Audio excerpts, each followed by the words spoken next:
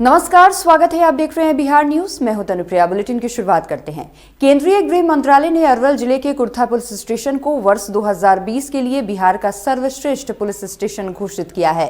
पिछले दिनों गृह मंत्रालय की एक टीम ने बिहार के विभिन्न थानों का दौरा किया था। इस दौरान टीम ने थाने की साफ सफाई, महिला पुलिसकर्मियों के लिए शौचालय, बैरक का निरीक्षण किया था। गृह मंत्रालय ने कुर्था को बिहार के बेस्ट थानों की रैंकिंग में नंबर 1 स्थान दिया है।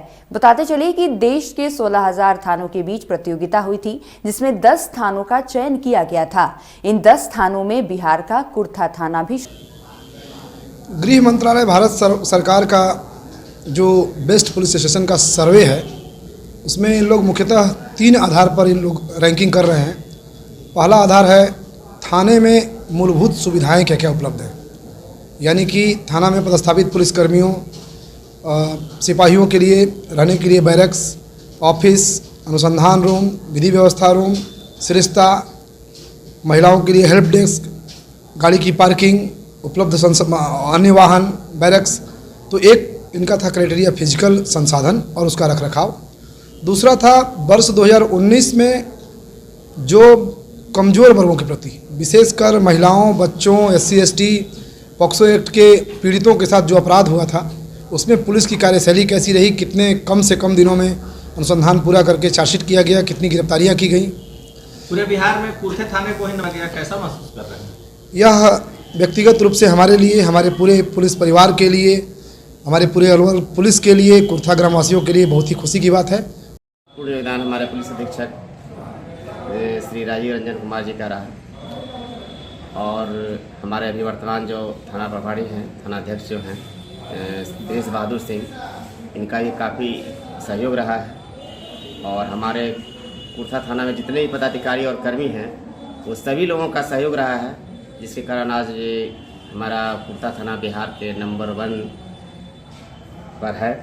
मुख्यमंत्री के महत्वाकांक्षी योजना 7 निश्चय योजना मसौढ़ी प्रखंड के 5 वार्डों में नल जल योजना अभी तक पूरी तरह से धरातल पर नहीं उतरा है, जिसकी जानकारी मसौढ़ी प्रखंड विकास पदाधिकारी पंकज कुमार ने हमारे बिहार न्यूज के संवाददाता अजय को दी। उन्होंने कहा कि इस संबंध में उन लोगों पर कार्रवाई भी की गई है। संबंधित वार्ड सदस्य और मुखिया को आदेश दिया गया है कि कार्य को पूर्ण करे, नहीं तो अगले पंचायत चुनाव के लिए अयोग्य घोषित कर दिए जाएंगे।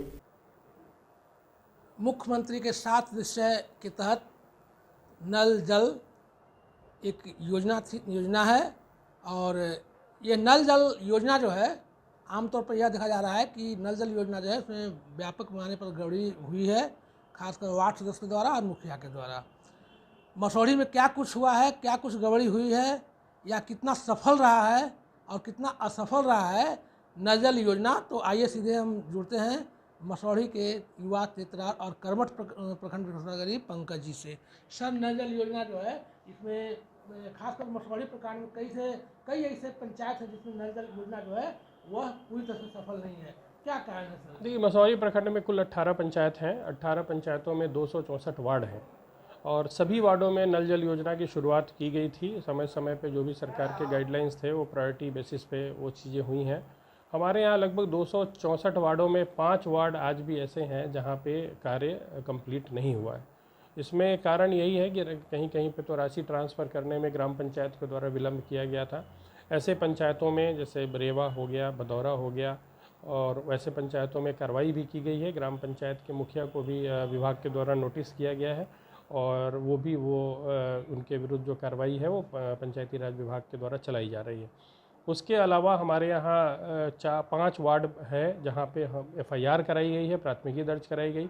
ऑल्दो FIR कराने के बावजूद भी कुछ वार्डों ने अपना काम कंप्लीट करवाया है। इसके बावजूद भी 5 जगह जो ये समस्या है वो अभी भी बरकरार है। वहाँ पे भी हम लोगों ने अंतिम चेतावनी दी है, अगर वो कंप्लीट नहीं कराते हैं तो वहाँ के लोग के विरुद्ध भी हम लोग कार्रवाई करेंगे। उनको 2 नोटिस दिया जा चुका है। सरकार के द्वारा जो 31 मार्च तक समय सीमा तय किया गया था कि सभी योजनाओं में जलापूर्ति सुनिश्चित करानी है, परंतु 5 जगह अभी ऐसे रह गए हैं। हम लोग इंक्वायरी कर रहे हैं तो पता चल रहा है कि जैसे तिनेरी में 1 वार्ड है, उनके द्वारा बताया गया कि 1-2 दिन में उनका कार्य प्रारंभ हो जाएगा। प्लस रेवा में 1 वार्ड लंबित है, तो वहाँ भी बताया जा रहा है कि वो कल से परसों तक जो है वो जलापूर्ति शुरू करा देंगे। उसके बाद 3 वार्ड ऐसे हैं जो कि निशियामा में है, वहाँ भी 1 जगह पानी शुरू हो गया है, बाकी 2 जगह प्रक्रिया में है। एक जगह भदौरा है, वार्ड नंबर 6, वहाँ पे भी प्राथमिकी दर्ज की गई है। टावर वगैरह का कार्य नहीं हुआ है, जलापूर्ति अभी वहाँ पे बाधित है। तो हम लोगों ने चिन्हित कर रखा है। प्रथम प्रयास हमारा यही है कि सभी जगह कार्य को पूर्ण करा ले। अगर वो कार्य पूर्ण नहीं होते हैं तो फिर 1-2 दिन में हम लोगों को कड़े कदम उठाने पड़ेंगे और ऐसे वार्ड मेंबर के विरुद्ध पुनः हम लोग प्राथमिकी दर्ज कराएंगे और राशि वसूली भी करेंगे। सर, जहाँ तक कार्य अवधि की बात में कहा तो आपको भी मालूम होगा कि अब चुनाव बिल्कुल नज़दीक आ गया है और ऐसे में अब घोषणा भी होने वाली है। तो सर, ये कार्य अवधि कितने महीनों के लिए है? फिर ऐसा ना हो कि चुनाव हो और कार्य लंबित हो जाए, तो इस पर क्या कहेंगे? नहीं, इन कार्यों का चुनाव से कोई संबंध नहीं है। हमारे यहाँ राशि का कोई अभाव नहीं है। सभी WIMC को राशि ट्रांसफ़र कर दी गई है।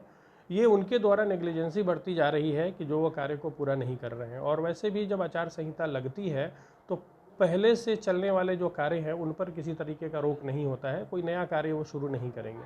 तो ये योजना पुरानी है जो कहीं ना कहीं अपने आधे अधूरे स्तर पे पड़ी हुई है। कहीं पे बोरिंग हो गया है, कहीं पे फाइनल पाइपलाइन लग रहा है, कहीं पे टंकी का अधिष्ठापन किया जा रहा है।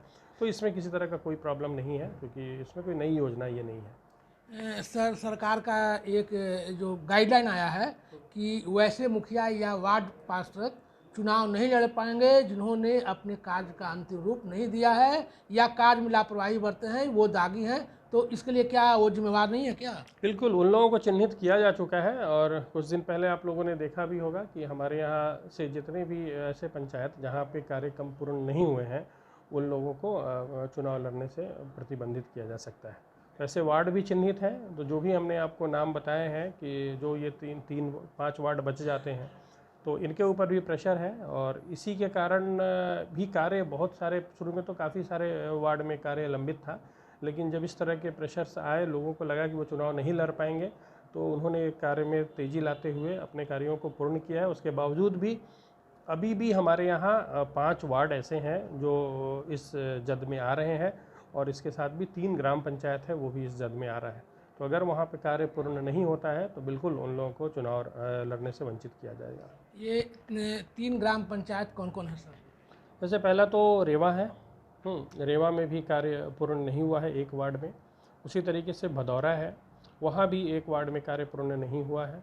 उसी तरीके से आपका 3 वार्ड है निशियामा का, वहाँ पे कार्य पूर्ण नहीं हुआ है। तो ये तीनों ऐसे ग्राम पंचायत हैं जहाँ पे मुखिया को चुनाव लड़ने के लिए रोका जा सकता है। बेगूसराय में स्नान के दौरान एक 10 वर्षीय बच्चा गंगा नदी में डूब गया। घटना बलिया थाना क्षेत्र के गोखले नगर विशनपुर की है। बताया जाता है कि स्नान के दौरान गहरे पानी में वह चला गया और डूब गया। स्थानीय लोगों के द्वारा काफी देर तक खोजबीन की गई, लेकिन बच्चा का कोई पता नहीं चल पाया। वहीं स्थानीय लोगों ने जिला प्रशासन से SDRF बुलाने की मांग की है। जी नहीं मिले जते जे छै से गहरा बगल में पानी छै, एकदम जे छै धार तेज छै, अधिक पानी सतह खोजैत थाक गेलिए। नहीं प्रशासन जरूरी है, वो अतै जे छै गोताखोर मारतै डुबकी तऽ गिर जाए। प्रशासन से करने के लिए आया था प्रशासन को फोन किए, प्रशासन यहाँ थाना से पहुंच चुका है, सीओ आ रहे हैं।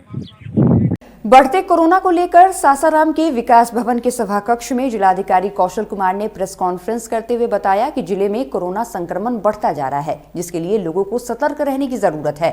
जिलाधिकारी कौशल कुमार ने लोगों से अपील की है कि बेवजह घर से बाहर न निकले, अगर जरूरी काम से निकलते हैं तो मास्क लगाकर निकलें। अभी हमारे सहरसा जिला में टोटल सक्रिय मामले करीब 87 हैं, हमारे जिला में 88 हैं, जिसमें कि 80 केसेज नगर परिषद क्षेत्र के अंदर है और जो 4 मुख्य हॉटस्पॉट जो अर्बन एरिया में वो गांधी पथ, DB रोड, न्यू कॉलोनी और कायस टोला है, जहाँ पे मैक्सिमम सक्रिय मामले हैं, जहाँ पे हम लोग स्टैंडर्ड प्रोटोकॉल के तहत कंटेनमेंट जोन बना के प्रतिबंधित क्षेत्र घोषित किए हैं और वहाँ पे लोगों का कॉन्टैक्ट ट्रेसिंग करके सैंपलिंग किया जा रहा है, टेस्टिंग किया जा रहा है। मुंगेर जिले के पंचायत चुनाव को लेकर हरपुर थाना में थानाध्यक्ष कमल किस्कू एवं CO वंदना कुमारी ने लाइसेंसी हथियार रखने वालों का सत्यापन किया। बताते चले कि हथियारों की जांच कराने के निर्देश होने के साथ ही हरपुर थाना में लाइसेंसी हथियार का सत्यापन के लिए भीड़ जमा हो गई। अररिया जिले के फारबिसगंज में जाली नोट के साथ 2 लोगों को पुलिस ने गिरफ्तार किया है। दोनों युवक पूर्णिया जिले के धमदाहा और बरहरा के रहने वाले हैं।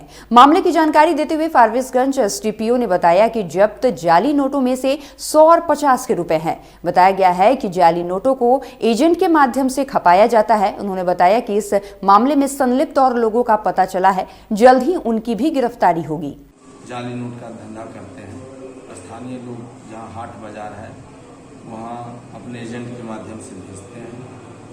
हम लोग विशेष सूचना के आधार पर और सुरक्षा एजेंसी के माध्यम से संतोष मंडल और सोनू पी के राज, जो एक कसमारा धमदाहा पूर्णिया का रहने वाला है, एक बड़हरा का और एक धमदाहा का, दोनों को 60,200 रुपया के साथ 100 का नोट है और 50 का नोट के साथ इसको गिरफ्तार किया गया है।